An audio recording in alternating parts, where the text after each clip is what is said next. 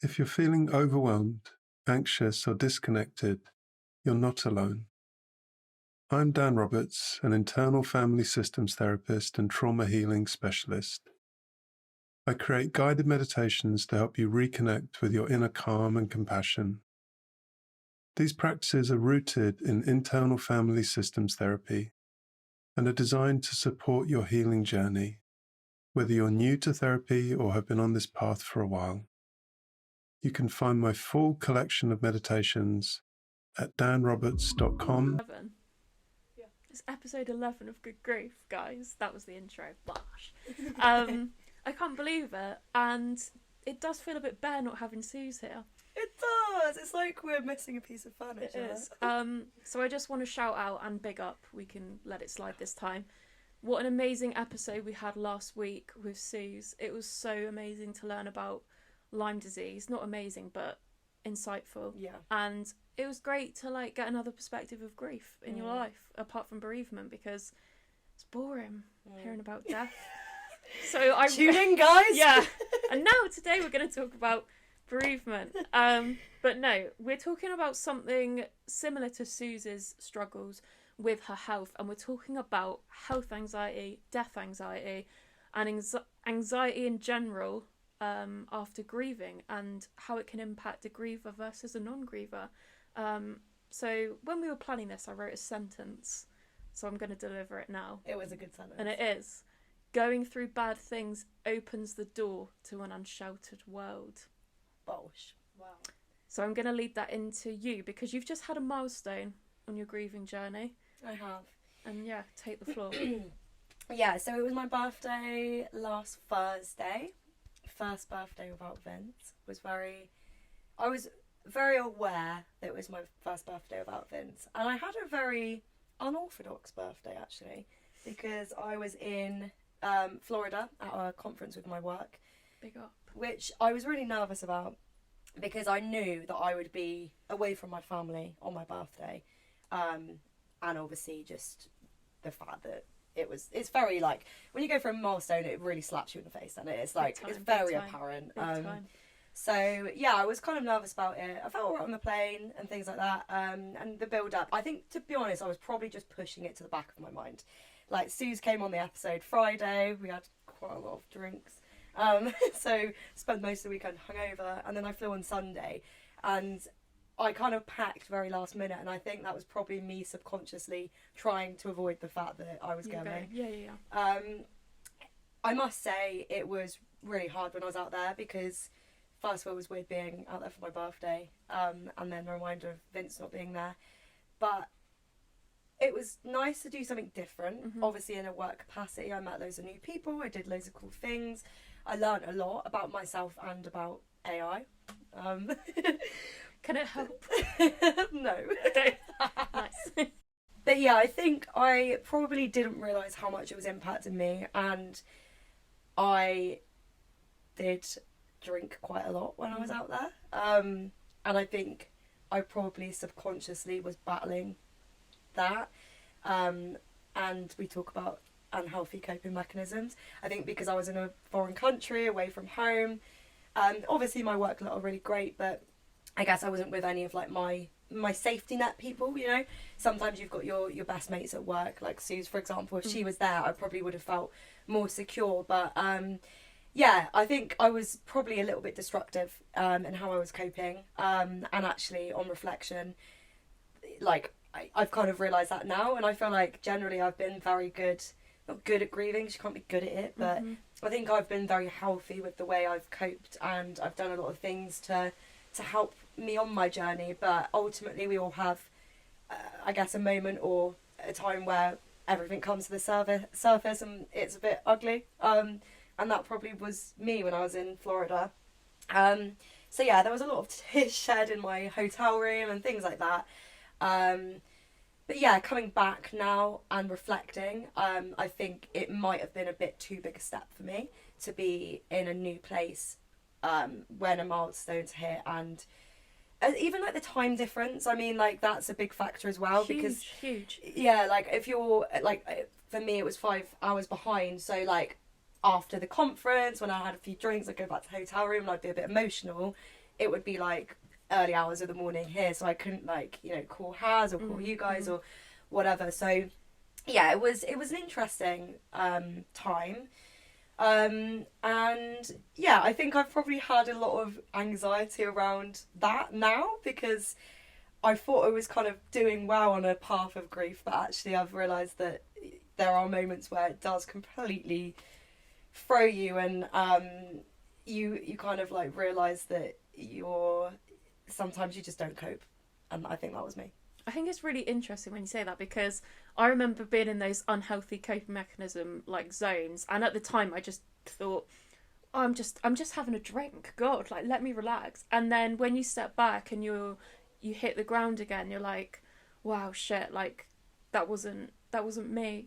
Like something's just taken over me, and I'm trying to run away from something that I can't run away from. Yeah. And I think when you get pulled back, it's a unwelcome reminder that, wow, I'm going through a lot right now, and I'm not cutting myself the slack I perhaps deserve. I think before you went to Florida, you had so many doubts about going, and, you know, we all said, like, go, like, it's going to be great. But I remember saying to you, like, sure you're going to be okay with this milestone, and you handled it well, because you handled it how you felt you needed to in the moment, and that's never a wrong thing, even if it does look destructive. And you came away from it taking it on the chin, but also acknowledging that, you know, you were struggling, and that's why you did it. And I think that's sometimes the biggest lesson you can get from that thing. And anxiety wise, you can't escape it, can you? Yeah, like, exactly. Do you think this birthday you found your anxiety worse, not, you know, Florida aside, because Vince wasn't there and it was a milestone in that, or do you think you've had anxiety before on birthdays?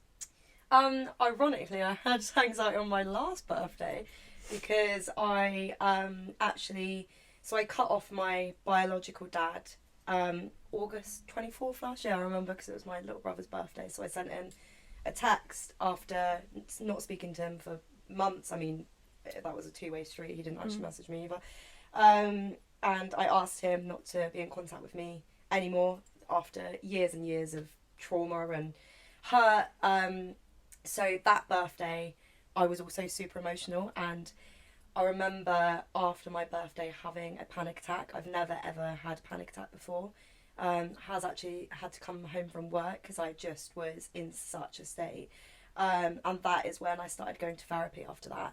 And I think the anxiety surrounding the fact that I'd sent my dad a text asking him not to be in my life, but also politely. I mean, I worded it well. I told him I love him, and but actually it's just too painful to have him in my life.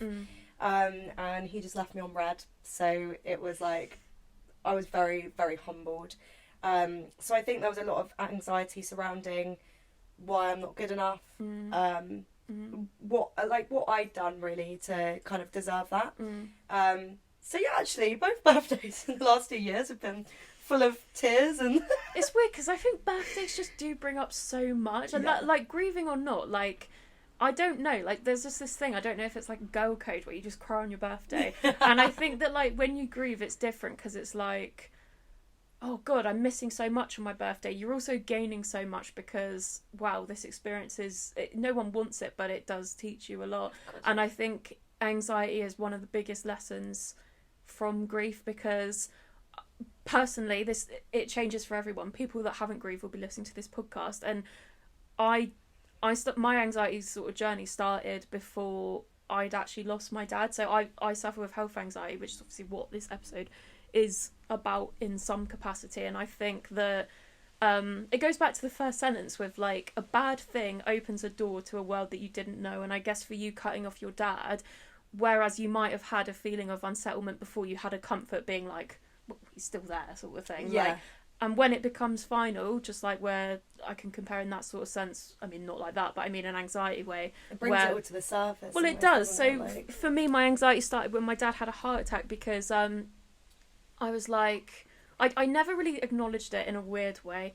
And I went back to uni, and I remember just having chest pain and being like, this is crazy, like, what? And because that I just experienced that, I got really, like, freaked out about it. And I remember calling 111, falling to my knees in public on my own, and being like, what is happening to me right now? Because when you haven't experienced anxiety or a panic attack before, you're like, You do what? feel like your This body's is it. shutting down almost. You don't are literally like, this is it.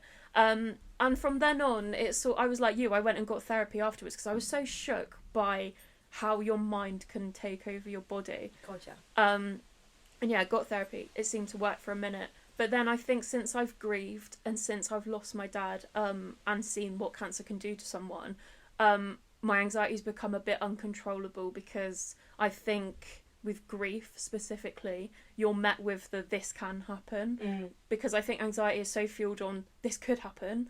And when you realise, like, something really bad can happen, you tend to spiral a lot easier. Yeah, it just brings your biggest fears into reality, doesn't it? And like, I actually was reading back on my my journal after Vince. So I've always journaled, and I think recommendations anyone who's going through anything, like journaling is really helped me get through, or like helped me so far get through my grief. I haven't done it much recently, I must say, but I kind of like pick up and leave it whenever I want to. But I journaled a lot after Vince died, and I read my journal entries before and after he died, and like, it was interesting looking at how like meaningless my worries were before, and then like after, like how it just kind of blew everything out of the water. And I think a lot of the things I was talking about was so much kind of focus on my anxiety and the realization that your world can just be completely torn apart. Like, Yeah. just like, you know, the fact he left the house to go play football and he never came back. And like, I think that my anxiety is just around how quickly life can change. Yours obviously is around like the not slow, because it wasn't slow, but like the process. Process of seeing your dad being so poorly. Yeah, we spoke about it before this, didn't we? Because it was like, your fear sort of with your anxiety is losing the people around you, whereas mine is like, what if I suffer? Like, am I the most selfish person in the room? No. Maybe. We'll take a quiz. But mine is like, oh my god, like, what can happen to a human is absolutely shit, and I really don't want to go through that. So I'm obsessed with my health, but in a way where I love to push limits. So for me, I am so afraid of reality because of my like anxiety, where I'll obsess over something so much, but I'd never go to the doctors about it. I'd just let it keep me up every night and stop eating and everything.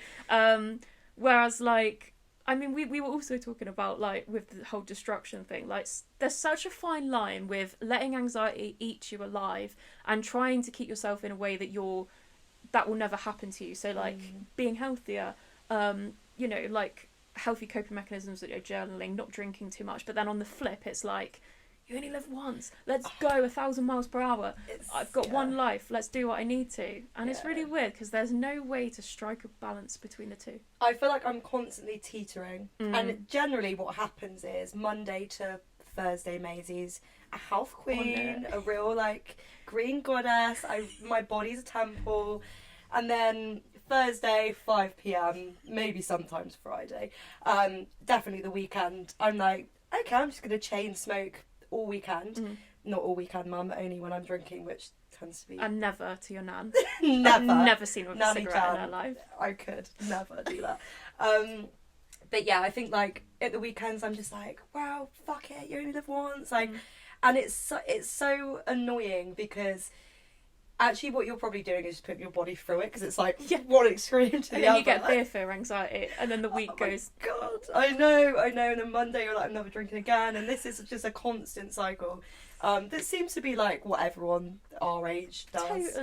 Totally. And I think even people like not our age, I mean, an unhealthy coping mechanism isn't necessarily like drinking and having a cigarette. Like, it can be just falling out of a routine. Like, you know, sometimes even during the week, if I find myself like, I've been going to the gym a lot more, and if I somehow like slip it, I'll get like self-hate feelings or like anxiety over, you know, I'm never going to be good enough because look how weak I am and I fall off the wagon. And it's like, we're all just so critical of ourselves. Yeah, so cruel. And I think as soon as you let anxiety in, it's a downward spiral. But equally, I think that understanding what makes you tick and what makes your anxiety trigger is really important. I think you've got to level with yourself Um, I'm trying to ignore him. but it doesn't help. And on the subject of anxiety, there's the most anxious guy I've ever met in the room right now. D-boy. D-boy. Hello, young man. Yeah, he honestly is the definition of anxiety. He's scared of his own shadow. This is actually the poignant. cat again, once again. It's poignant that he's here. Yeah. Come say hi, D-boy. He knows the topics on him. Yeah, I feel like as well, I don't know about you, once I spiral so bad. So like, it's not even like around drink or anything like that. Sometimes if I'm like, oh, I have a sweet treat today, then I'm like, I'm going to raid the cupboard and make myself morbidly obese just by eating loads of shit. Like, and it's so hard when you fall into that to get out of it. I think I'm quite I've got quite an addictive personality in the sense that like, once I do something small, like even like this podcast, like I'm so impulsive. Like I don't do anything in halves. But that's beneficial and not. Yeah. It can be so good and so bad, because good in the sense that your idea behind this podcast is a brilliant message, and we've both found so much joy doing this podcast, and we know that people that are listening to it really have benefited from this podcast, so that's brilliant. But as you're saying, in excess, when it's like, I mean, me and you have had Fridays where we're like, should we walk to every spa shop in a 5-mile radius and spend £10 at each one and go and eat? I mean, because there's no, and sometimes I don't know if this is just a grieving thing or an anxious person thing, but I think a coping mechanism sometimes is thinking that you're showing yourself love by being kind to yourself. And sometimes being kind to yourself is food, having a drink, having a nap.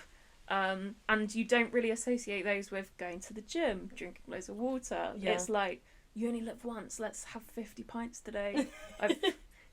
If you saw me after 2 pints, you'd know that was such a lie. That's such a lie. But with like health anxiety, because obviously you really struggle, don't you, with that. I must say I wasn't really someone that struggled with it until Vince died. But like, for example, after he died, a few months after, I found a lump in my chest. Thankfully it wasn't anything, but like the anxiety, I mean, obviously you'd always be worried about something like that, but oh my god, it was like enhanced it so much, and to the point where I didn't even tell Haz. I didn't tell him I booked a doctor's appointment. I didn't tell him I went for a scan. I didn't tell him until I was in the all clear, because I was like, I can't cope with this. No. I can't cope with telling him, because then that makes my worry a reality. Like, it's almost like when you hear it out loud, it's like an elephant in the room as well, because I think when you've gone through grief, and I'm not singling anxiety out to just grieving people, but specific to your experience, I think that grief, and when you're grieving, especially fresh, is always an elephant in the room. And I think that when you get onto a level where it can become a plant pot in the room, so it's always there, but it's not like, well, it's not an elephant. Do you know what I mean? Actually, some of your plants are as big as elephants. I'm not even lying. They freak me out. But anyway, that's the point. I think that then when you've grieved, you know that something will unsettle a balance, a happy balance. So for you, being at home with Haz is your ultimate comfort. And you then going, something bad might be happening to me. Will then blow up and the elephant walks back in the room. I think also the thing where I didn't tell Haz is, from having seen how destructive it is to lose someone on the people around you, so like how much it was obviously agony and heartbreak for my mum, for Vince's close family, like everyone around him, I was like, I don't want to put Haz through that. Like, even though it wasn't confirmed, and you know, it was a lump in the chest, but it was like, your mind thinks of the worst, and I just thought, I don't want to make him go through that. Like, and I think you do, it's not a good way to be, because Harry, as soon as I told him that I was in the clear and I was fine, he was like, why the hell didn't you tell me? Do you think you would have told him pre-Vince? Yeah. What do you think your mindset was? The elephant in the room thing that I just blabbed on about? Yeah, and also I just think like maybe he'd been through so much. Like, it's just a lot, I mean, I know I'd been through a lot, but like, it's so painful to see the one you love the most go through such a hard time, and I just thought, I can't put another stress on him. Like, and that's probably bad of me, because I've just added the pile of stress to myself, but I just couldn't. That's love, and it's not love, but it is. Yeah. You thought of Haz in that moment, and that is lovely. But anxiety wise, a problem shared is a problem halved. Yes. Unless you have chronic anxiety.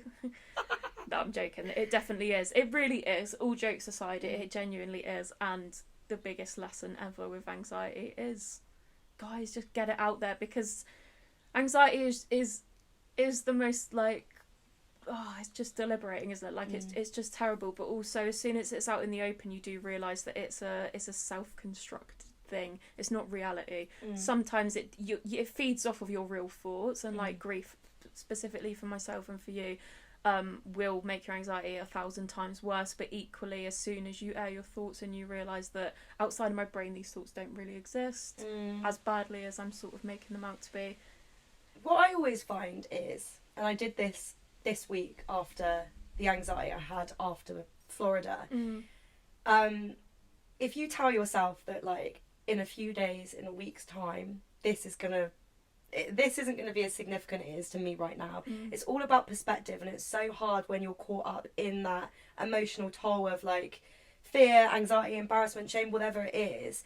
But it's all about, like, stepping back and being like, okay, in the grand scheme of things, how big is this? And sometimes they are big problems, don't get me wrong, but I think sometimes, you've just got to zoom out and just put it into perspective, and also, like you've said, speak to people about it, because they do give you a bit of hindsight into, actually, is it a big issue, or they just be able to talk you through it. And don't minimise your anxiety, because it might not be a big issue in reality, and zooming out does, I mean, I love the zooming out term, like, it does help you see more clearly, but also it doesn't diminish why you had a thought in the first place.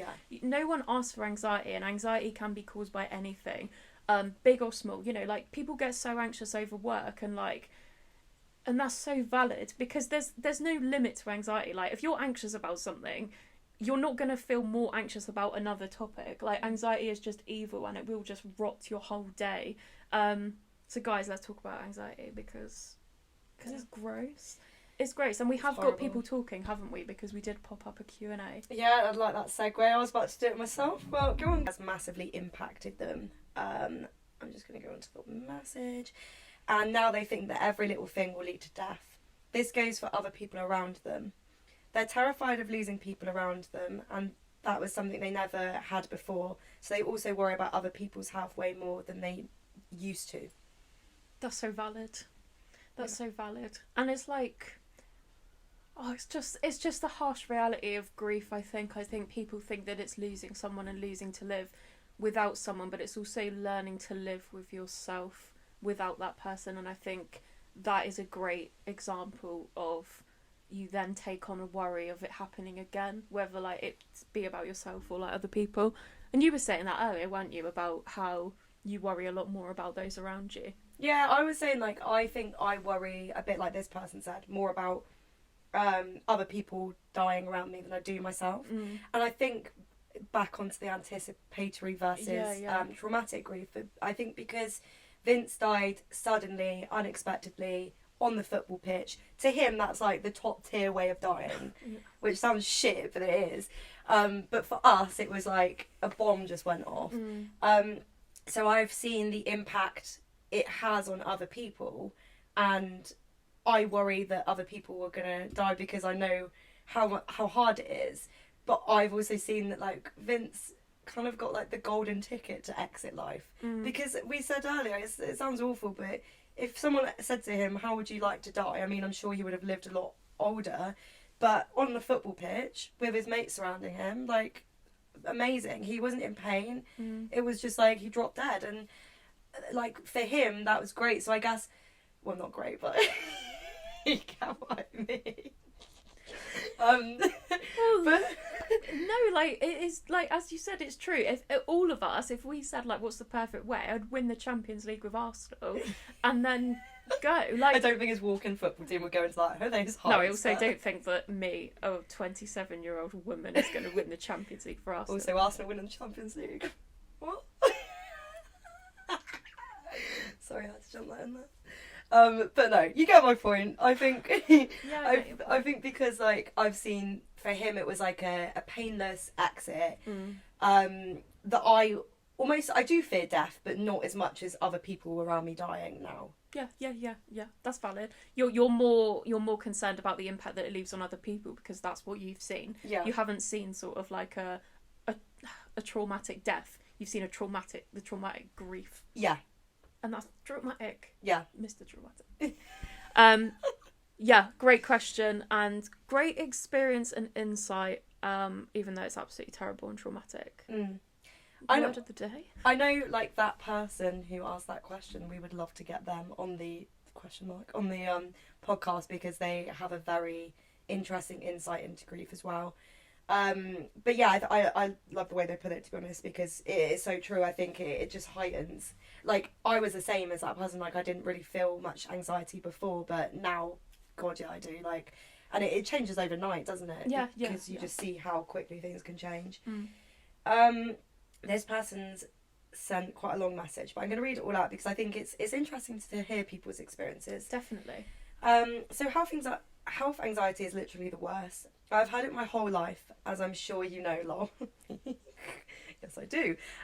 It's absolutely debilitating and exhausting because you cannot enjoy or look forward to anything. For me, if I have something to look forward to, or if things are going well, my brain starts to convince me that I have a very serious illness and I'm going to die. Morbid, but it's true. It's constantly body checking and asking people to check if something's normal. You can be told 100 times by a doctor that you're fine and still think you're not. The C word is a massive trigger also. Yeah. It's difficult because you should be able to just live your lives and enjoy your life, because anything can happen, as we know, sadly. But it's so hard because of the unknown. Does that make sense? Also, worrying about your health is horrible, but it isn't something that goes away or can be fixed. You almost feel like if something did happen, you would think, what if I could have prevented that? Firstly, I want to talk about the C word, cancer, because that was something we discussed beforehand. And I feel like the C word, cancer, it sounds like I'm saying the C word, rather than the CF word. CF word? You know, the bad word. I usually say it, Not but the I'm not CF. saying. Chelsea Football Club. Wait, that's the episode. Lol. Anyway, getting sidetracked. Yeah, so what we spoke about before is something I personally struggle with is because people really don't like to talk about cancer because of obviously everything horrible to associate it with. What I struggle with is Vince died of a heart attack, and that's such a common thing, and like so many people like have them and are fine.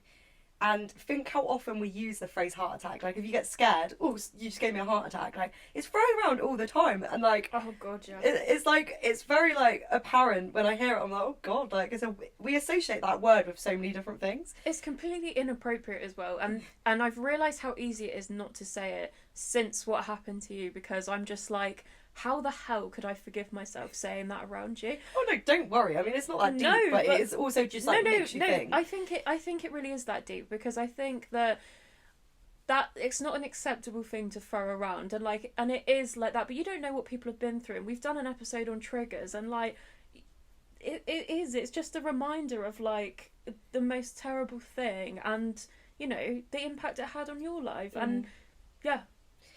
Yeah. I mean, I wouldn't worry. I'm just throwing that out there that, like, it's funny how, like, words can mean different things. And, like, cancer, totally. The fact this person's called it the C word, I know another one of my friends, like, literally can't even call it the word because his mum had it. And, like, it's just funny how it's different. But no, it's not that deep. It's fine. I said heart attack when someone gave me a jump scare the other day, but... Yeah. But it's just funny. Anyway, I feel like I've sidetracked.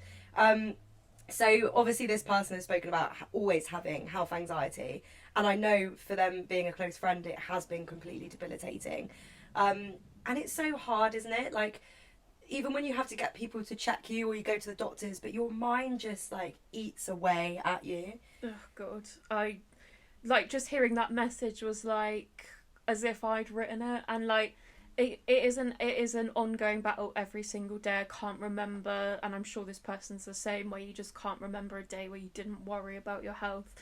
And like I will like check my boobs every day, and I don't trust myself, so I'll get Jam to do it, and Oi. I don't think she minds.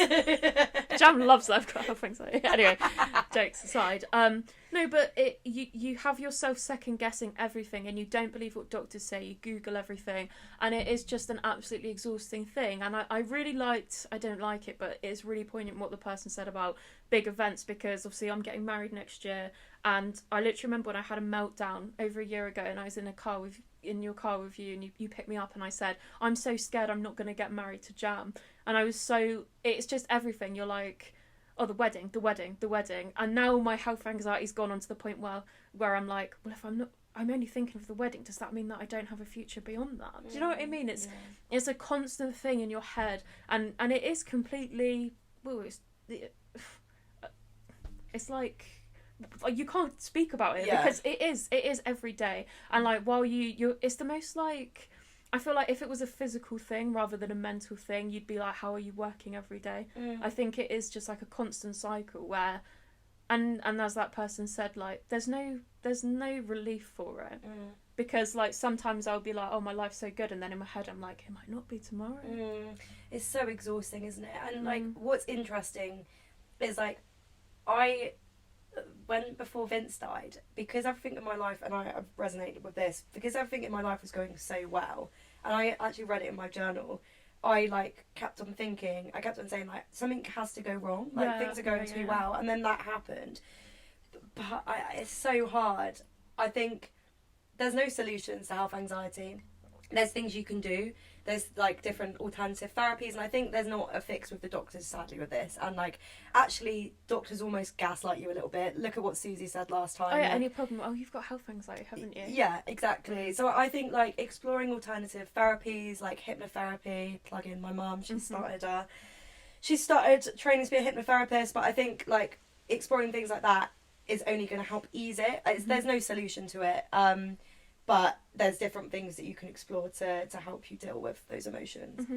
But it's so exhausting, and ultimately as well, because you're so stressed, you know the cortisol levels are up. Like your body also reacts to that. Totally. So. And again on that, when you're obsessing about things, is a problem shared really is a problem halved. I think that with Jamie so many times I've just splurted out this absolute nonsense, and it's not nonsense to me. It upsets me so deeply, but once I get it out, she's like, you know, let's break it down, like how this, not in a horrible way, but how this isn't possible right now. But, you know, I think it's really important as well to have a safe space when you have health anxiety, because the last thing you want to hear is, oh, don't be so silly. Because if it was so silly, I wouldn't be, you know, exhausted every day about it. Exactly. So yeah. No, I think that's so true. I know I'm not going to be able to say this word. Catastrophizing. Catastrophizing! I knew I was going to struggle with that. Symptoms: constant fear of something happening to family or you, even if okay. Again, I think it's the same things as what we spoke about with that last person. It's just so hard, because ultimately we know we're all humans and we know we're going to die, and it's just like, basically I'm really going to like sound so depressing right now, but we are all going to die, and we are going to die in some way or another, and we don't know how we're going to get there. But I guess it's one of those things where it's out of your control. You can do anything and like really look after your body. I remember like I had someone in my team when I used to work at Centre Parts, and she was such a lovely lady, used to be a pinnacle of fitness, really looked after her body, used to run like ultra marathons. She had a stroke, and like it completely changed her life. Thankfully she survived, but she had to like relearn how to talk, everything. And like I think it's just one of those things where you have your life is planned out for you and you don't have control over that, so it's about like having the perspective of the here and now, and that is really hard because people obviously fear the unknown. But I think you do just have to live in the moment, because as soon as you start imagining things, you can't live a life in fear, which is ironically what my dad always taught me, because now I live in fear because of him, because he died, not because anything else. That sounds a bit mental. I love him, but he just died in a ill way. Well, he was ill. He had cancer, and it just shook me to the core. And when you see things like that firsthand, like. And then you have health anxiety anyway. It's like, anything else? Anything else? Will I ever smile again? Anyway. We are, look at us. Bosh. We're still here, guys. Someone else said, I only feel less anxious after a blood test result, which is good, or a scan, which is good. If I could wake up and have a scan and blood test weekly, I'd be okay. Crazy thoughts.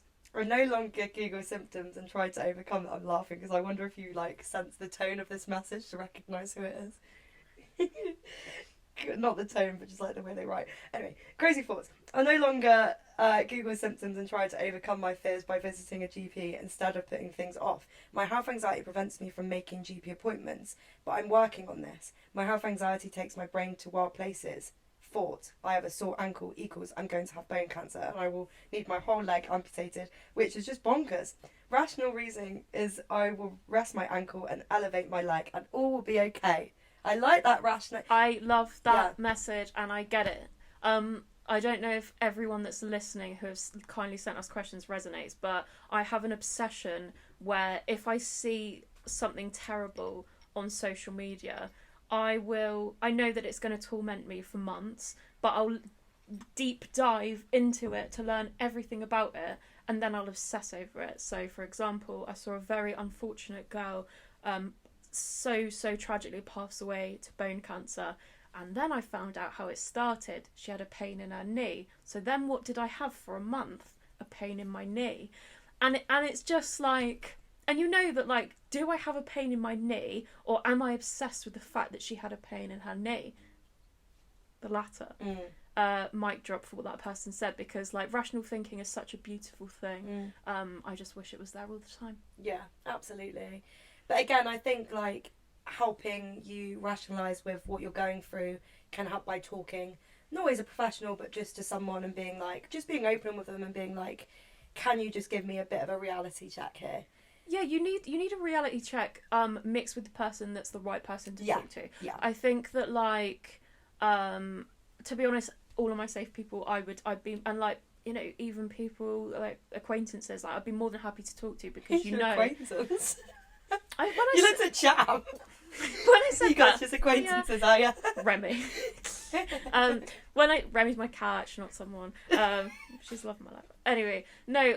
I think that, like, once you can sort of, like, understand that, like, someone's going to take you seriously, you need a reality check as much as you need someone that's going to make you feel validated. Yes. Like, I would go to you and be like, oh, I've been stressing so much about this, and you'd be like, oh mate, I totally get that, but there's no way that's going on. And I go, yeah, you're right. Or, like, when we're at football training and you're like, I'm gonna die, and I'm like, just do one more lap, you lazy bitch. And then what happens? I don't do one more lap. She crawls. Or when we were at football training and you smacked the ball against my leg and I thought I did my tip fib. Your tip fib. Yeah. I had a bruise on my leg for 2 days. But then what did I think? Leukemia. No, this is natural transition. No, it is, because it's so awful. Everything, you know, I've got a football print on my leg. And then I'm thinking, is it because I like football? Anyway, I don't know what to say anymore. I think it's so hard. Like, I wish this episode gave people answers, but it doesn't. I hate that we're laughing about it, because, like, we're laughing in good spirits, but I know that tonight when I'm lying in bed and I go, night jam, and then I go, oh, I can't believe I'm going to have to start planning my funeral soon. Yeah. But that is the reality. It is the reality. And it is like, we laugh about it because we want, you know, our episodes to be light, but yeah, totally. it is so debilitating, and your mind spirals so much, especially after, if there's significant things that have happened, or even if there isn't, like, but your mind is so powerful, and it almost, like you said, once you start to fixate on something, you almost feel that pain in your body. That's the thing. That's the thing, and that's really important to know as well. When you carry stress in your body's not going to be functioning properly, and you do, you know, it's not just chest pain with anxiety, is so much more. So I think educate yourself on anxiety and the physical feelings of anxiety, and I think that helped me quite a lot, because I realised I just need to calm down and then I'm going to feel a lot better. What's that book you gave me that was really good? Why has no one told me this before? I found that really helpful from an anxiety perspective. I will we'll get Jan to link it. Maybe she could edit it in my hand right now. Great book. Do you remember who wrote it? Dr. Julie. Honestly, it really did help my health anxiety, and I know it helped you as well. And I really recommend it. It's a nice book to read, and it just makes you feel validated, and that's what you need when you're anxious, validation. I feel like we should do an episode on, like, book club. I was thinking that earlier. No. Yeah. Although some of the books we read. Yeah, my favourite genre is the Holocaust. Yeah. Nice light read. Boy in the River. Yeah, exactly. No, but I think we should do, like, because we've read a lot of books around grief and, like, you know, mental health and stuff, and I think we can give recommendations and open to the audience of any ones that they recommend. But let us know if that'll be an interesting episode. If not, I think so. we won't do it. Yeah, I'd love to talk about it personally, but Let's do it. Yeah, fuck these guys. I don't care. we don't need them. Yeah. We do. We love you guys. Yeah, we do. We really love you. We're gonna go back to the lesson in loss because we haven't done that in a while. We are. You go first because I'm actually gonna freestyle mine. Okay, mine I've written on the wall, so I'm staring at the wall. Listen to anxiety, but don't take it for gospel. Which means what I said earlier, in that acknowledge you have anxiety and almost submit to it. Like, yeah, like I am being completely crippled with anxiety right now, and I'm taking a step forward by understanding that. I think sometimes I'll get myself in such a state thinking that my anxious thoughts are reality. So I think sometimes giving it a bit of attention actually does help to push it back, which is again the rational thinking thing. And yeah, just don't take it for gospel, which I think is great in terms of share it. Like, and what's helped me, just to take away before I stop talking, which is impossible, is that sometimes what I do now is I find it helps if I just say the words. So I will say to Jam, like, my new health anxiety obsession is that I've got toe cancer, Bob Marley. Oh God, yeah. Which happened after I watched that film, of Yeah. course. I remember sitting there like, oh gosh. Oh, bless. Gosh. Anyway, no, and I come out and say it, and Jam goes, thank you for sharing, like, why do you think that? And then I go, this, and this, and then I go, okay, that's a thought in my book, my collection. I wonder what it will be tomorrow. Yourself? Wow. I feel like that was quite a few lessons in loss, to be honest. I think for my lesson in loss that I've learnt this week, because I have had a very anxiety-fueled week. And this is not the same for every situation. I appreciate it's different with health anxiety. But I think sometimes when you're in the moment of anxiety, you're so hyper-focused on that being the end of your world and it just consumes you. But I think it's really important to remind yourself in a few days' time, in a week's time, in a month's time, this is going to be insignificant. And it's so hard in the moment. I remember on Monday when I was an absolute emotional wreck, I was like, my life's over, blah, blah, blah. I thought, I'm never going to get over this. And now I'm on Thursday and I'm like, no, that was only a little minor inconvenience. Yeah. And I knew you were so high in anxiety because I was literally messaging you like things like, Maz, I promise. And then you were going like, really? What? When? What? And I was like, do you want to go for a walk or something? Yeah. Just you're not listening. Anyway. But yeah, I think just it doesn't work all the time. I appreciate that, but zooming out is so important, and just having hindsight with these things. But yeah, that's me.